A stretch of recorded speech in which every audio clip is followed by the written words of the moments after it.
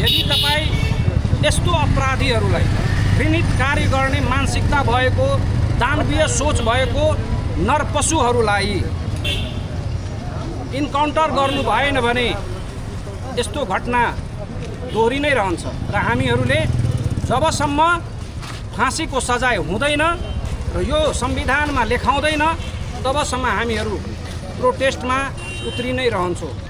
यो राजविराजको पावन नगरीबाट यहाँको युवाहरू आज जागेको छ र जबसम्म यो बहिनीले न्याय पाउँदैन कोही सुत्दैन, किनभने यो बहिनी भनेको मात्रै एउटा बुवाको छोरी होइन, प्रत्येक घरमा यस्तो छोरीको बास छ।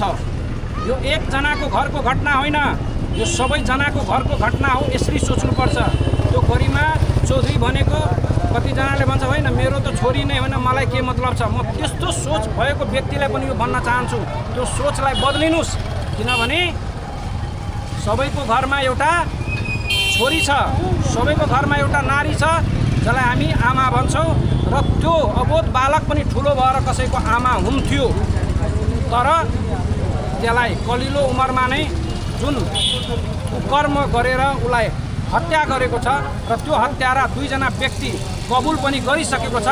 अब यदि त्यस्तो व्यक्तिलाई सरकारले फाँसीको सजाय हामीहरू माग गरिरहेछौँ, फाँसीको सजाय दिन नसक्यो भने त्यही ठाउँमा लगेर त्यसलाई इन्काउन्टरको माग हामी गर्न चाहन्छौँ यही भिडियो मार्फत।